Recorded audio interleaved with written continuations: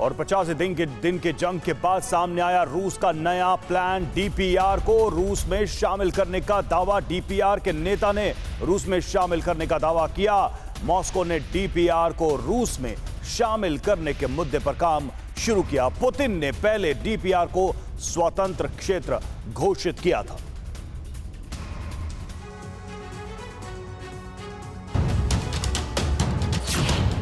पूरे 85 दिन लग गए। आखिरकार रूस ने नाटो के खिलाफ अपनी किलेबंदी को मजबूत करने के इरादे से डीपीआर पर अपने कब्जा पूरा करने का दावा किया है। डीपीआर पर कब्जे के बाद मॉस्को तक अमेरिका समेत नाटो सैनिकों की पहुंच के खिलाफ बड़ी जीत हासिल की है। अब डीपीआर को रूस में विलय करने की कार्रवाई शुरू कर दी गई है।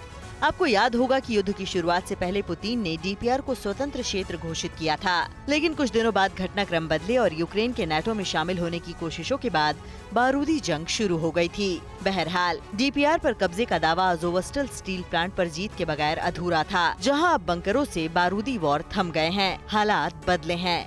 डोनेस्क पीपुल्स रिपब्लिक के लीडर की माने तो अज़ोवस्टल के बंकरों में अब भी करीब 1000 यूक्रेनी नागरिक मौजूद हैं। रूस की तरफ से कहा जा रहा है कि प्राथमिकता के तौर पर घायल और बीमार अज़ो सैनिकों और लोगों को यहां से बाहर निकालने की कार्रवाई जारी है। सामरिक और कूटनीतिक दृष्टि से डीपीआर पर कब्जा पुतिन के सपने कुछ हद तक पूरे होने जैसा है। और खाद्य संकट को लेकर अमेरिका ने बड़ी चिंता जाहिर की है। विदेश मंत्री एंटनी ब्लिंकन ने रूस को बताया दोषी। हालात पर चर्चा के अगले 2 दिनों में न्यूयॉर्क में बैठक होनी है। रूस से जंग के चलते यूक्रेन का लाखों टन गेहूं बंदरगाहों पर अटका पड़ा है। यूक्रेन पर अटैक के बाद दर्जनों देशों ने रूस पर सैंक्शंस लगाए हैं।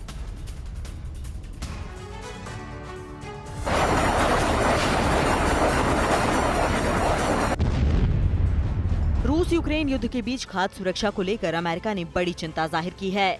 इस संकट पर अमेरिकी विदेश मंत्री एंटनी ब्लिंकन ने रूस को दोषी ठहराया। हालात से निपटने के लिए उन्होंने अगले 2 दिनों में संयुक्त राष्ट्र से इतर न्यूयॉर्क में बैठकें बुलाई हैं। Since February, the United States has pledged more than $2.3 billion in food assistance, and pending final approval from our Congress, will provide more than $5 billion in additional aid, including more than $760 million specifically for global food security. उन्होंने कहा कि 2021 में दुनिया भर में 1930 लाख से अधिक लोगों को खाद्य संकट से जूझना पड़ा, जो 1 साल पहले की तुलना में 400 लाख ज्यादा है। इस साल इस आंकड़े में 400 लाख और लोगों के शामिल होने का अनुमान है। ब्लिंकन ने खाद्य सुरक्षा के लिए जलवायु परिवर्तन, कोविड-19 और यूक्रेन में जारी युद्ध को जिम्मेदार ठहराया। युद्ध की वजह से खाद्य संकट से पीड़ितों के आंकड़ों में सामान्य से 40 मिलियन तक का इजाफा हो सकता है।